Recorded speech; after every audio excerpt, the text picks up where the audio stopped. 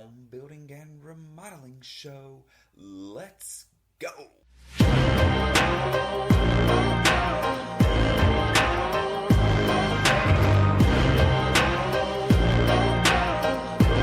Welcome everybody to the Home Building and Remodeling Show. My name is Chris Kirby and I'll be your host. I am the owner of 3 construction companies on the Alabama Gulf Coast. The show is about residential construction. We're going to cover topics of home building and remodeling. Are you thinking of doing a remodel or building a home? Are you a contractor looking to improve your knowledge base or grow your business? Have you ever done a remodel project or built a home?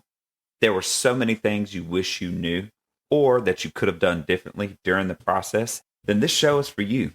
We break down the process of building and remodeling and how to have the best results during your project. Whether you're a DIYer looking for tips, someone looking to hire a contractor to do a project, or a contractor looking to expand your knowledge base or your business. Welcome aboard. Glad to have you. Stay tuned. We kick off the show with my thoughts on home building and remodeling. I'll share best practices and talk about some of our experiences in business and out in the field. These shared thoughts and lessons learned are meant to help you on your very own journey. Let's go.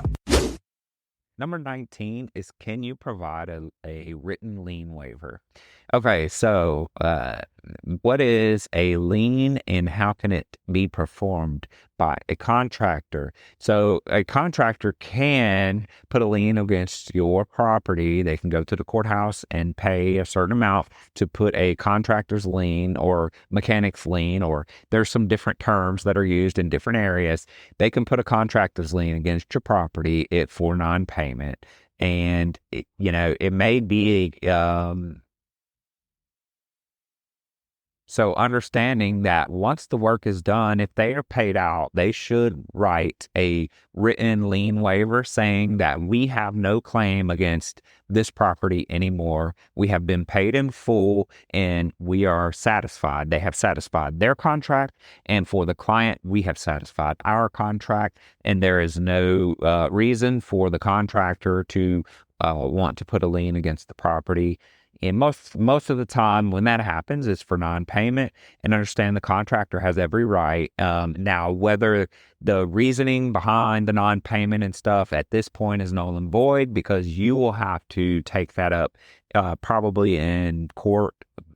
If there is an issue for non-payment, you may have a reason in your mind that something didn't get complete or something wasn't up to par, so you decided that you were not going to pay them out. So it's their right to do a lien and try to recoup that money or time lost or whatever it is. And at that point, there's probably going to be more to it. So number 20 is, can you show me examples of any similar projects? Okay. So this one's a little different than question 4, which was, have you worked on similar projects? So number 4 is saying, have you worked on similar projects, which means, have you done a kitchen if you're doing a kitchen? This one is, can you show me completed work or examples of in-work projects? And the reason being, okay, I'm not the biggest fan. I'll put this in here because it is important to ask, and some contractors will be accommodating and will show you job sites. But if they don't take it as a knock on the contractor or that they're not proud of their work, but there may be sensitive reasons.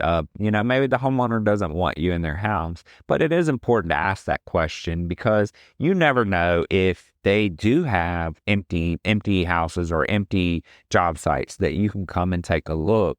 And that is really one of the best ways to determine how your project is going to be managed. Maybe not how it's going to turn out per se, because if you go into an in-work project, sometimes this is renovation. So it's not always going to be just a pretty project. So the site is going to get ugly sometimes and nasty, and you're going to, have trash and stuff like that. However, that should be kind of managed, and you shouldn't really, you shouldn't walk onto a job site and it totally be trashed out with bottles everywhere, Coke cans, or any of that type of stuff. So if that's going on, they're being a little sloppy. You can identify that and you have a choice to make. Well, is it absorbent? Is it a lot? Is it too much? Is it something that,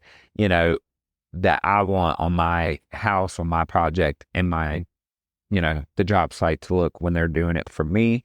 And so, and then also you can look for quality. If you want to go look at an in-work job, you can go and see who's working on it. You can see, what the job site sounds like, looks like, smells like, and you can make sure that, you're really vetting your contractor. And then from a contractor's perspective, again, if they don't want you to come look at an in-work job site, there may be many reasons for that. Number one being that the homeowner really doesn't want any more people in their house, or even if they're an away homeowner for, we get that a lot down here on the Gulf Coast where people aren't here and we may be working on their house. They may be out of town. It may be a condo. There's a number of reasons, but they just don't want a lot of traffic through their house. And so, sometimes the contractor really just can't show you an in-work project. And then after the fact, a lot of the times people just really want to be left alone. They may give the contractor a good review, but they don't want a bunch of people coming by their house and stuff like that. So, but it is a good screening tool. And, again, not just can you show me some completed projects, right? But also it's, how many have you done and, what their experience level is. Gauge that. This is a great tool for gauging that. And now we move into Shop Talk. It's the portion of the show where I bring in a co-host and we cover trending topics in home building and remodeling. Hope you enjoy. Let's go. I knew right then that's what I wanted to do. Yeah. My last few years planning, I was like half in and out. So what would you say to somebody then if, because I know personally, I know a lot of kids that's it for them. I'm balling. I'm going to go to college for ball. I'm going to get to the league. I hear that all the time because my wife is assistant principal at Robertsdale. And so we're very involved. We, and we hear that as these kids are thinking that's it. So they're not taking some of the other stuff serious. Exactly. And I feel like that's where you got to come in and kind of play a part and like providing those resources. I think that's a dangerous space to be in. Yeah. When you tie everything into something like that, that's your worth. That's who you are. You like, that shit, that becomes your image. So when you don't have it, you have a lot of people that just crumble. What I mean? They feel worthless. They don't feel like they got nothing else to provide to the world, to the community. So I feel like that's a dangerous mindset to have, and that we definitely should be on the forefront right now. Well, I am anyways. To provide resource to these kids and open them up to other stuff. Yeah. And that's where the encouragement is for, the trade schools, and especially here, we're about to get the new prep academy. But given the kids that just necessarily ain't bookworms or, book smart, but they've got to figure out a passion. That's where the trade schools come in. Exactly. That's where advocating for the construction trades and stuff comes into play. And I think too, what Ryan's talking about is, hey, go hard on the field or on the court, but don't let that be your only avenue. Don't let that be it. Yeah, you got to find who you are, what you like, I really went through that. That's what I'm saying. And it wasn't as bad, but one day I really just sat down, damn, who am I? Outside of this, especially when I got ready to hang it up, I was like, who am I? What do I like? Yeah. I didn't know, because I didn't do anything else outside of, I felt like I like construction, I like building, Yeah. So I was investing in real estate, so it kind of it worked out that way. I want to do this part of it now, So. Heck yeah. So is there any plan in the future for you as you're growing your company and you're learning more about what these schools and programs are? Is there going to be any opportunities for people to kind of give you? Absolutely. Me and Stacey actually went down to Florida to check out some of the work, the job fair they had there. Yeah. But I also have a nonprofit that I'm rebooting now, and that's what we're doing. Please talk about that. So Impact 22. So that's kind of my end game too, not only as a builder, but like I'm here. I'm gonna invest here. You know, I like what Baldwin County going. Yeah. I know how it's growing, and I just want to be like a part of that now. You know, like Yeah. So, okay. So let's pivot a little bit and talk about advocacy and talk about Impact 22. I didn't know that. So yeah. let's talk about like what it is and how we can get Impact 22 out there for you. So that's what we did. We since 2020, I think we started 19. We started it, and we do financial literacy. It's our main thing, and it's kind of we ship it to workforce development and like provide resources for that. So, Okay. Yeah, connecting them because and I'm so glad we're on this topic. You can attest to this. When you went from school to the NFL, right? You got a contract, right? And everybody don't understand like when you get that money, what to do with it, right? Right. And that financial literacy piece. Now, did they have people when you went into the league that would talk or how? I mean, you have like the basic stuff that they bring out, but not in depth. It's not nearly. Yeah. It's not what it should be. You know what I Yeah. mean? Like I feel like it should be really like driven in, and it should. At that point, when you're an adult, it don't matter to them. Like, so I don't blame them. I feel like it's got to be learned at a young age. Like, so I got you. Getting these kids. So this was in your ear when you were in high school, when you were, and you were being, hey, you got to be smart. Here's the basics of money. Right. Is that what you? Right. Just providing those resources. You know what I mean? Like, yeah. That's what Impact 22 is about. Bridging that gap. And making sure that even if they do, and that's the thing, I think, you can't have a zero mindset where you're just focused on one thing, laser sharp, and you can't talk about finances or you don't have time to, look at anything else because even if you do make it to the league, it only lasts every 3 years, yeah, 2-3 years. So yeah, and then a long time to live after that. Even if you played 10 years, you still 35 when you get out 34, and you got a lot of life left. So you got to really just figure out who you are. Absolutely. Well, we're going to talk more about Impact 22, and then we're definitely going to catch back up with you, man. For sure. I'm glad you came on because we've talked about this before, and I truly believe it. And I think it was you just being in the Navy and seeing the diversity and how that diversity drove success and stuff like that. And, we believe representation matters. And so for somebody like you to come on and talk to our audience where it is heavily diverse, Hispanic, Black, in the construction industry, for them to know that you're doing Impact 22, that you are in the construction industry, even after going to the league, but this is what you choose to do, right? I think that's amazing. It speaks volumes to your character, and we really appreciate you coming on. I appreciate y'all having me, man. Yes, sir. All right. We'll see you next time, and then we'll catch back up with Ryan, and we're definitely going to have him on the show again, and we'll talk a little bit more about his nonprofit Impact 22, and then we'll talk about 22 builds and maybe check on the development he's got going on. Sure. Appreciate you. Now we're going to move into the portion of the show where we talk interior design. We're going to bring in an interior designer and we're going to talk trending design and products. Hope you enjoy. Let's go. You're looking at the space too, right? And then you've done that. You've looked at the space. You've taken your notes. You've talked to the client.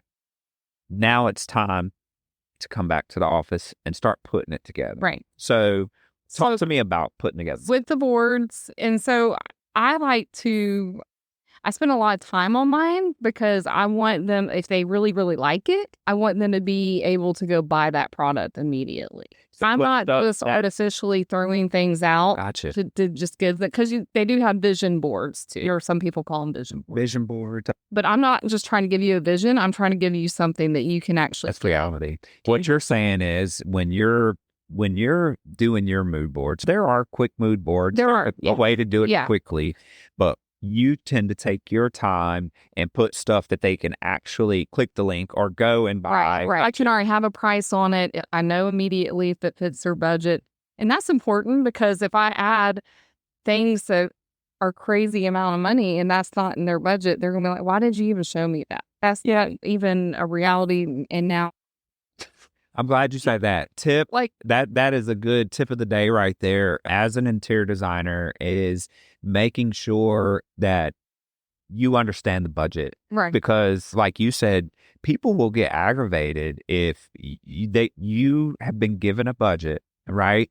And you're showing them things outside of the budget. And I've seen salesmen or saleswomen do that, and they do it on purpose. Right. And it really rubs people the wrong way, where they may be commission based or whatever it is, for whatever reason, they immediately are showing stuff outside of the budget range. And if they're turned off or they see something that maybe I have put on there, they're like, well, we wanted something a little fancier. Then I can say, well, that is probably going to be $100 more or $200. I can raise the bar in that moment, but I feel like at least it gives them a starting point to whatever budget they were wanting to stay in. Well, not only that, though, sometimes you get the reverse where you put together the mood board, they're happy. They come into our showroom and start looking around and say, oh, show me this in face to face.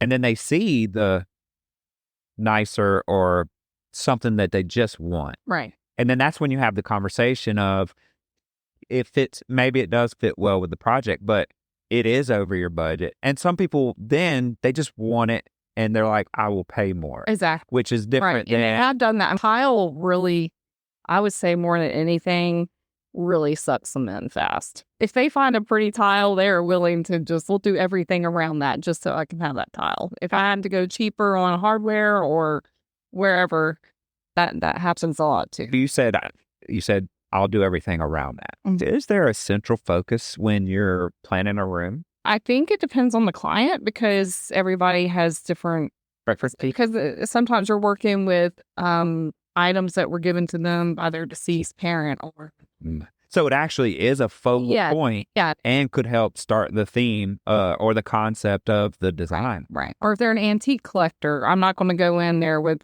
contemporary modern ideas. So you kind of have to.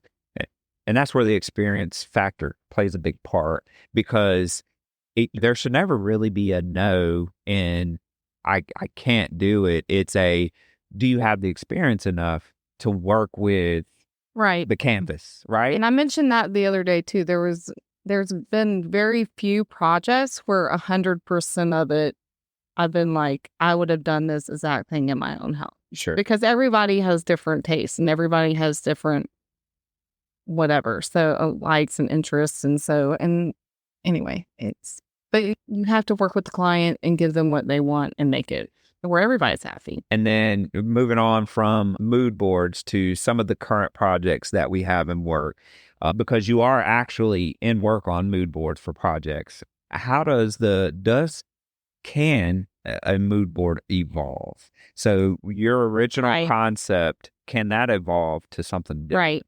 After the consult, I'll put a board together. At that point, it's a lot of communication, mainly over the phone, narrowing down their likes, or I'll go ahead and meet with them in person at a stone yard or countertop.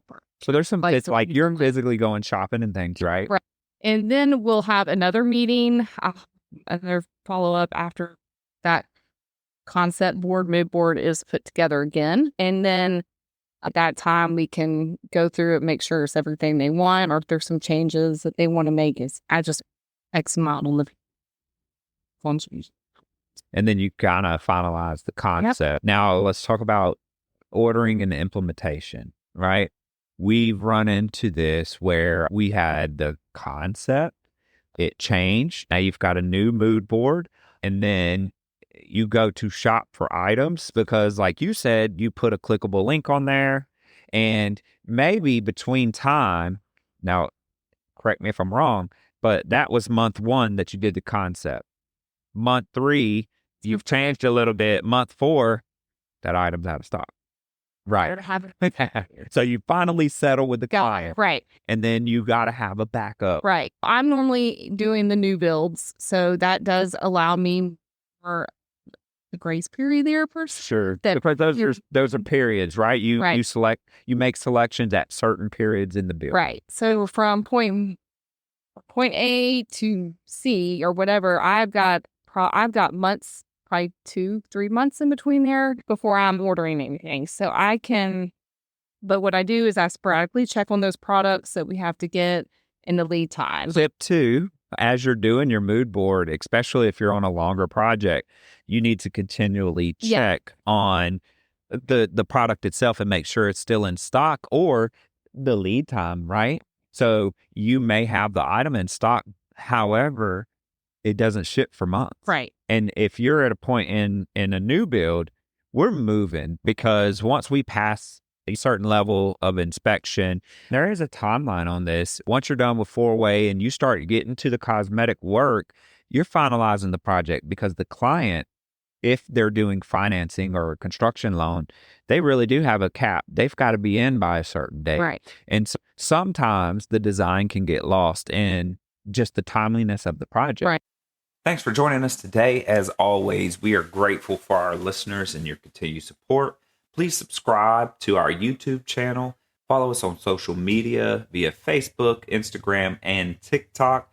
Get more info at our website, www.thehomebuildingshow.com.